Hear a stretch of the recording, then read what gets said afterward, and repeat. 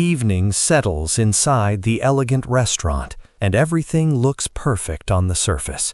Soft music plays, polished glasses shine, and satisfied conversations float through the air.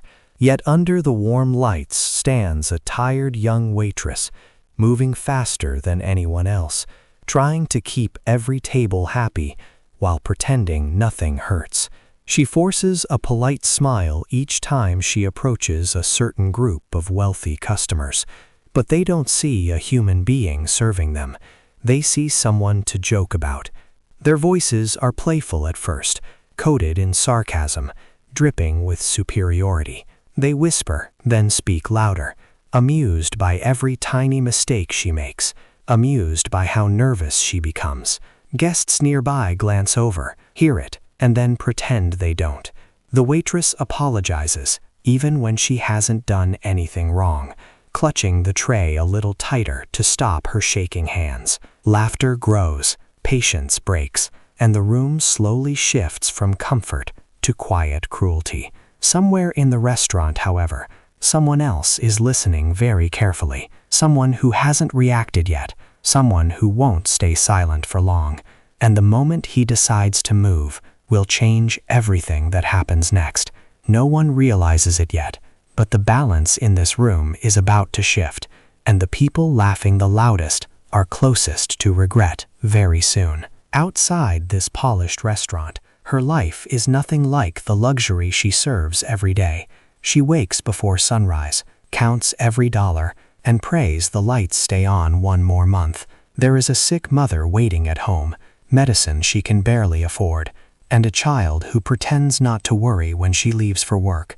Still, she shows up with a gentle smile, speaks softly, apologizes kindly, and treats strangers better than life has treated her. She wears the same worn shoes, the same faded uniform, yet carries herself with quiet dignity, because kindness is the only wealth she owns. Inside the dining room, their cruelty grows bolder. They laugh at her clothes, sneer at the small tear on her sleeve, and roll their eyes when her hands shake. One man mocks the way she talks. Another complains loudly just to embarrass her. Phones are raised as if humiliation is entertainment. People nearby notice everything, but like so many others in the world, they choose comfort over courage. They watch, they whisper, and they do nothing. Her cheeks burn, her eyes fill, yet she whispers, "Thank you," every time they insult her. A plate slips, a glass nearly falls, someone claps sarcastically. The laughter becomes applause, and the room joins cruelty with silence, crushing whatever strength she still has. For a moment she stands frozen, unsure whether to cry, run, or disappear. And right when the shame feels unbearable, something shifts in the air, because what happens next won't let this cruelty continue ever again for anyone else. That was the moment their cruelty stopped being jokes and turned into a show. One of them loudly demanded she repeated herself, just so they could mock her voice. Another started recording, tilting his phone like her pain was entertainment. The table burst into laughter every time she tried to speak. Her hands trembled, her breathing grew tight. She kept apologizing to people who did not deserve a single word from her. When a glass slipped from her tray and shattered, the room erupted with cheers, as if failure was comedy. Someone shouted that she should find a different job. Someone else suggested the restaurant should hire better people. She blinked hard to hold tears back, but humiliation pressed heavier than any weight she had ever carried. She looked toward the counter for help, but her manager stared at the floor, frozen between fear, embarrassment, and the risk of losing customers. No one stepped in. No one spoke for her. A crowded room felt like the loneliest place in the world. Then, slowly, the laughter faded. Not because they felt guilty, but because something in the atmosphere changed. In the quiet corner of the restaurant, a well-dressed man leaned back in his chair, eyes sharp, hands still, watching everything without a word.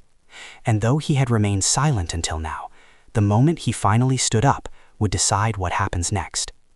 Every breath inside the room seemed to wait with him, hanging between cruelty and justice, as if the night balanced on whatever choice he was about to make. Chairs scraped softly as the well-dressed man finally stood, and the whole restaurant seemed to exhale at once. He did not rush, did not shout, did not even look angry. Instead, he walked forward with the kind of quiet confidence that makes louder men fall silent. When he stopped beside the trembling waitress, his presence alone changed the room. He asked if she was all right, calling her by name, proving he knew her, proving she mattered. Then he turned to the laughing table, his voice steady and absolute. He explained that the woman they had mocked was the most hard-working person in this entire place, a single mother who never complained, someone who held this restaurant together while people like them tried to tear dignity apart. Their smiles disappeared, phones dropped, eyes lowered. He calmly informed them that their behavior was unacceptable and that they would not be welcome here again. Security moved closer, but they no longer needed force. Shame did the work. Applause didn't explode yet, but respect filled the silence. The waitress finally breathed, realizing someone had stood for her when no one else would, and the entire room felt the weight of what real power looks like. Just before the night shifted toward healing and unexpected grace, for the first time all evening, hope returned. Dignity stood taller than money, and everyone understood this moment would not be forgotten when the chapter of the night arrived. Slowly, the tension drained from the room as the CEO turned back to her. He spoke gently now, thanking her for her patience, her strength, and the way she never allowed hardship to make her cruel.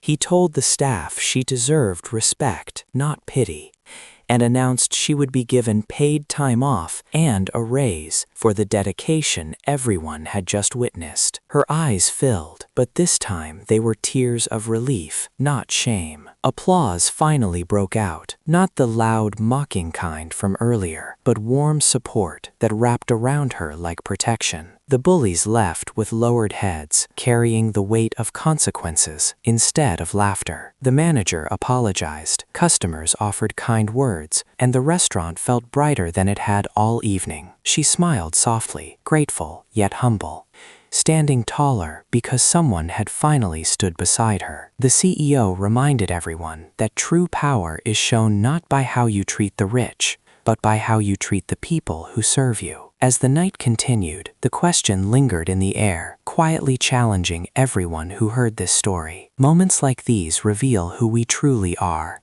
and every choice quietly writes our character forever for others. If you saw something like this happening in front of you, would you stand up too?